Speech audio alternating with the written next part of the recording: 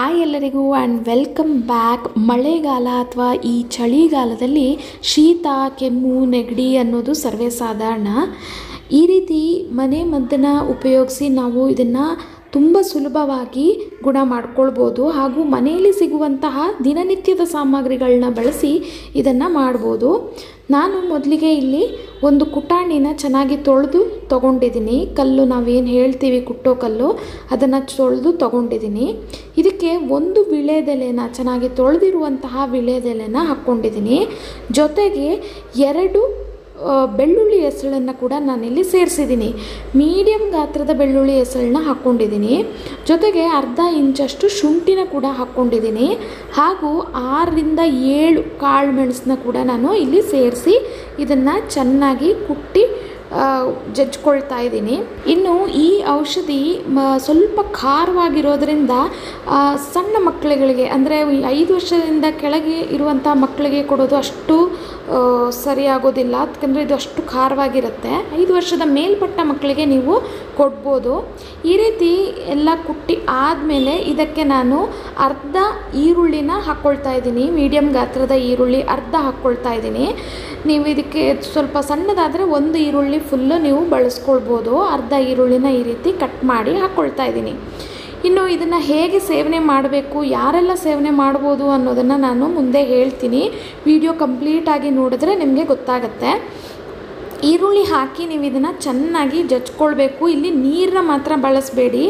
ಈರುಳ್ಳಿಯಲ್ಲಿ ಏನು ರಸ ಇರುತ್ತೆ, ಶುಂಠಿ ಬೆಳ್ಳುಳ್ಳಿ ಏನು ರಸ ಇರುತ್ತೆ, ಅದರಲ್ಲೇ ನೀವು ಕುಟ್ಕೊಳ್ಬೇಕಾಗತ್ತೆ. ನೋಡಿ, ಈ ರೀತಿ ಚೆನ್ನಾಗಿ ಕುಟ್ಕೊಳ್ಬೇಕು. ಫೈನ್ ಪೇಸ್ಟ್ ಆಗೋದೇನು ಬೇಡ. ಈ ರೀತಿ ಈರುಳ್ಳಿ ಎಲ್ಲ ಚೆನ್ನಾಗಿ ಜಜ್ಜಿದ್ರೆ ಸಾಕಾಗತ್ತೆ. ಇದು ಪರ್ಫೆಕ್ಟ್ ಆಗಿದೆ. ಇದನ್ನು ಒಂದು ಬಟ್ಟೆನಲ್ಲಿ ಹಾಕಿ ನೀವು ಹಿಂಡ್ಕೊಳ್ಬೋದು, ಅಥವಾ ಈ ರೀತಿ ಫಿಲ್ಟರ್ ಸೋಸೋದೇನಿರುತ್ತೆ ಅದರಲ್ಲಿ ಹಾಕಿ ನೀವು ರಸನ ತೆಕ್ಕೊಳ್ಬೋದು.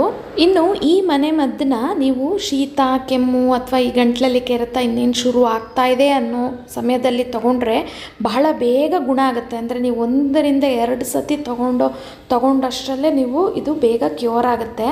ಸ್ವಲ್ಪ ಜಾಸ್ತಿ ಇದೆ ಅನ್ನುವಾಗ ನೀವು ಇದನ್ನು ಸೇವನೆ ಮಾಡೋದಾದರೆ ಸ್ವಲ್ಪ ಟೈಮ್ ತೊಗೊಳುತ್ತೆ. ನೋಡಿ, ಈಗ ರಸ ಚೆನ್ನಾಗಿ ಬಂದಿದೆ. ಇದಕ್ಕೆ ನಾನು ಒಂದು ಹರಳುಪ್ಪು ಏನಿರುತ್ತೆ, ಕಲ್ಲುಪ್ಪು ಅಂತೀವಿ, ಅದು ಒಂದೇ ಒಂದು ಹರಳಷ್ಟು ನಾನು ಇದಕ್ಕೆ ಸೇರಿಸ್ಕೊಳ್ತಾ ಇದ್ದೀನಿ. ಇನ್ನು ನೀವು ಸಣ್ಣ ಮಕ್ಕಳಿಗೆ ಕೊಡೋದಂದರೆ 5 ವರ್ಷದ ಮೇಲ್ಪಟ್ಟ ಮಕ್ಕಳಿಗೆ ಕೊಡೋದಾದರೆ 1/4 ಚಮಚದಷ್ಟು ರಸ ಜೊತೆ 1/4 ಚಮಚದಷ್ಟು ಜೇನುತುಪ್ಪನ ಮಿಕ್ಸ್ ಮಾಡಿ ಕೊಡ್ಬೋದು. ಇನ್ನು ದೊಡ್ಡವ್ರಿಗೆ ಅಂದರೆ 10 ವರ್ಷ ಮೇಲ್ಪಟ್ಟ ಮಕ್ಕಳಿಗೆ ಕೊಡೋದಾದರೆ 1 ಚಮಚದಷ್ಟು ನೀವು ಬೆಳಗ್ಗೆ ಹಾಗೂ 1 ಚಮಚದಷ್ಟು ರಾತ್ರಿ ಊಟ ಆದ ನಂತರ ಕೊಡ್ಬೋದು. ದೊಡ್ಡವರಾದರೆ 2 ಚಮಚದಷ್ಟು ನೀವು ಸೇವನೆ ಮಾಡ್ಬೋದು. ಬಹಳ ಬೇಗ ನಿಮಗೆ ಇದರಲ್ಲಿ ಗುಣ ಆಗುತ್ತೆ. ಖಂಡಿತವಾಗ್ಲೂ ನೀವು ಟ್ರೈ ಮಾಡಿ. ಯಾವುದೇ ರೀತಿ ಸೈಡ್ ಎಫೆಕ್ಟ್ ಇರೋದಿಲ್ಲ. ಮುಂದಿನ ಇಂಟ್ರೆಸ್ಟಿಂಗ್ ಕಂಟೆಂಟ್ ಅಥವಾ ರೆಸಿಪಿಯೊಂದಿಗೆ ನೆಕ್ಸ್ಟ್ ವಿಡಿಯೋದಲ್ಲಿ ಸಿಗ್ತೀನಿ. Stay tune, stay connected. Thank you for watching.